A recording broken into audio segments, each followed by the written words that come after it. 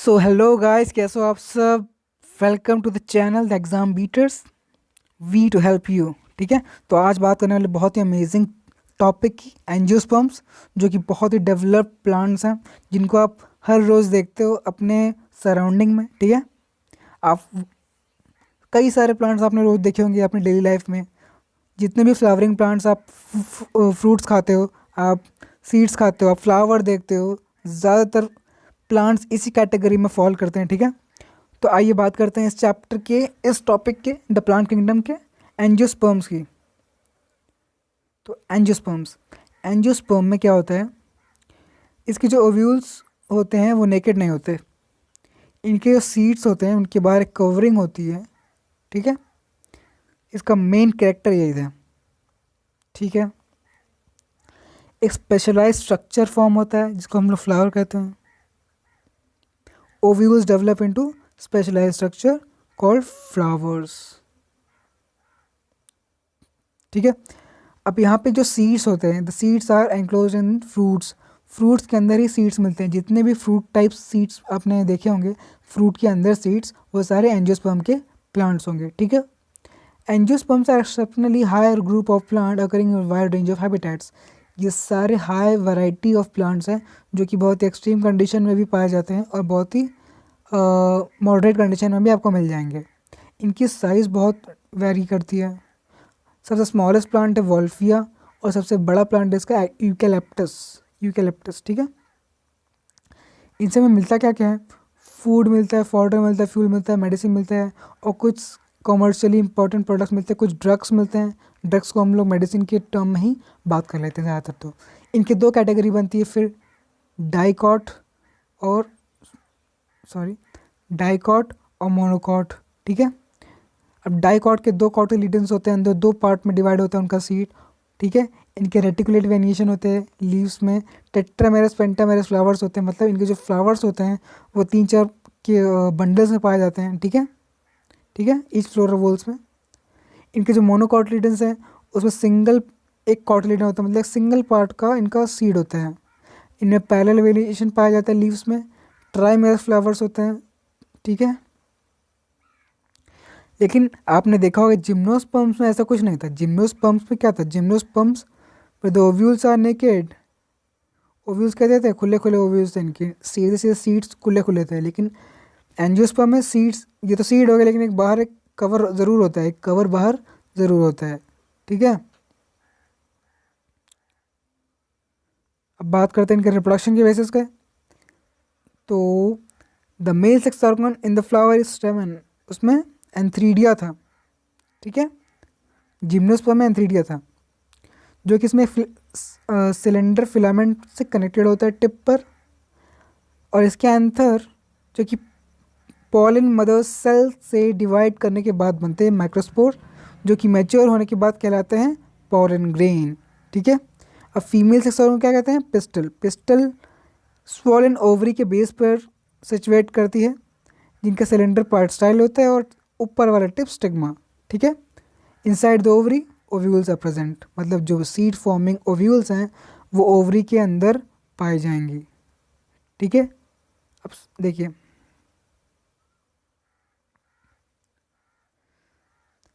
तो ये हो गया हमारा एक फ्लावर का पेटल। ठीक है, ये मैंने कुछ फ्लावर के पेटल्स नहीं बनाए ताकि आपको क्लियरली एक डायग्राम का ओवरव्यू आ जाए। ये हो गया हमारे एंथर्स। ठीक है, ये हो गया फिलामेंट, जो सिलेंडर फिलामेंट की बात की थी मैंने, ये है फिलामेंट।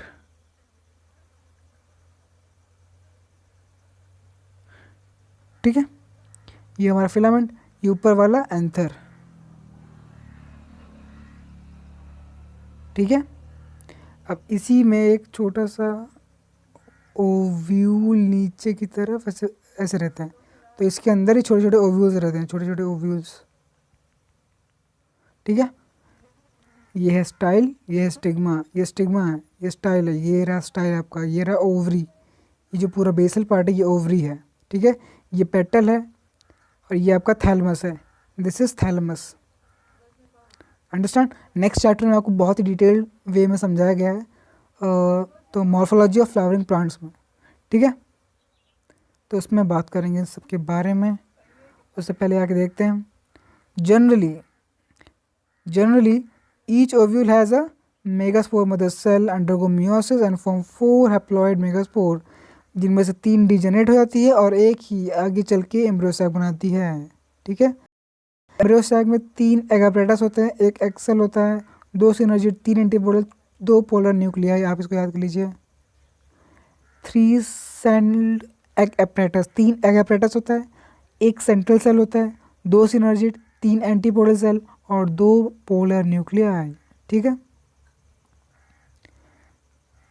अब आगे देखिए, ये कुछ एंजियोस्पर्म्स के प्लांट्स हैं। ये हो गया राइस आपका, दिख रहा होगा राइस आपका मोनोकॉट है, और ये एक तरह का फ्लावर है जो कि डाइकॉट है, ये मोनोकॉट है। ठीक है,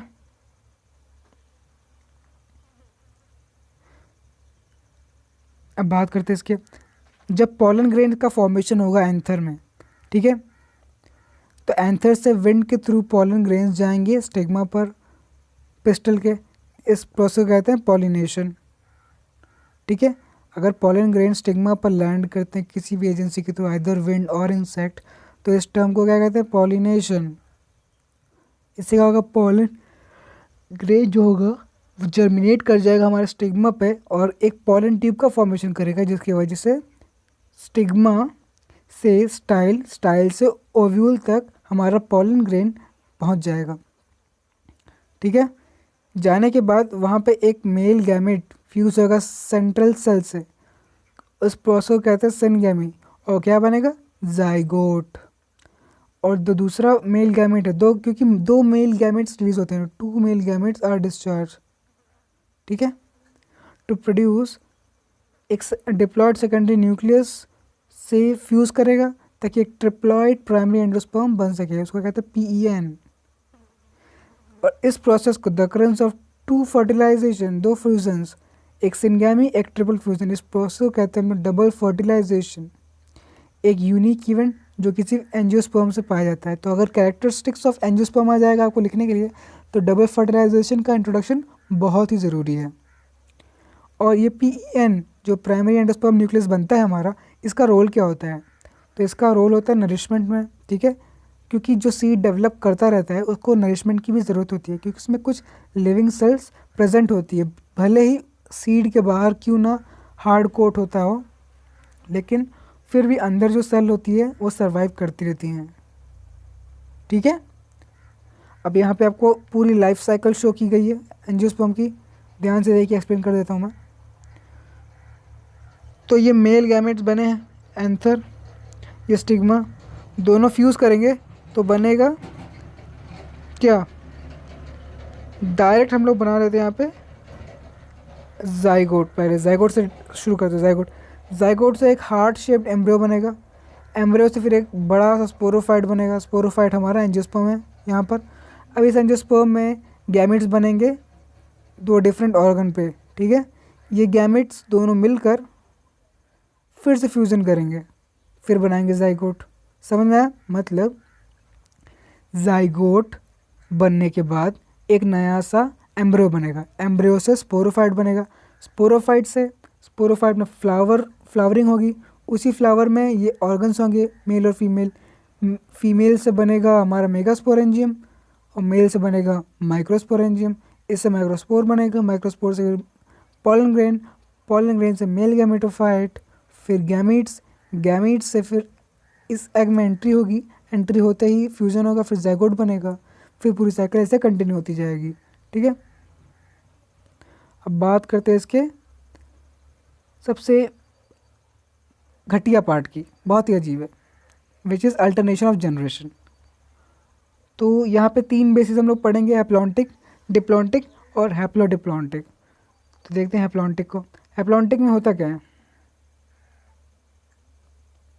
हैप्लॉन्टिक में मेनली होता है हमारा जाइगोट है, ये वाला, ये जो हमारा जाइगोट वाला पार्ट है, ये शॉर्ट टर्म के लिए एग्जिस्ट करेगा। मतलब ये देखो, ये डिप्लॉयड है, ये इतना ज़्यादा एरिया हैप्लॉयड है, तो मतलब ये हैप्लॉन्टिक साइकिल है, ऐसे याद करो। गैमेटोफाइट लार्ज टाइम के लिए एग्जिस्ट करता है हमारे यहाँ पे। जो हमारा डिप्लॉयड है वो शॉर्ट टर्म के लिए, और जो गैमेटोफाइट है लॉन्ग टर्म के लिए, ठीक है। गैमेटोफाइट लॉन्ग टर्म और स्पोरोफाइट जाइगोट शॉर्ट टर्म, तो इसको कहेंगे हैप्लॉन्टिक, ठीक है। अब आता है इसमें, देखिए इसमें स्पोरोफाइट 2n लार्ज टाइम के लिए, मतलब diploid stage diplontic large time है, और ये हैप्लॉन्टिक ये वाला है छोटा वाला, तो इसको कहेंगे डिप्लॉन्टिक लाइफ साइकिल, ठीक है। और ये इसमें देखिए ज़्यादा वेरिएशन नहीं है, ऑलमोस्ट दोनों सेम सेम है। अगर यहाँ से हाफ किया जाए तो देखिए, है ना, तो इसको कहेंगे हैप्लो डिप्लॉन्टिक, हैप्लो डिप्लॉन्टिक, ठीक है।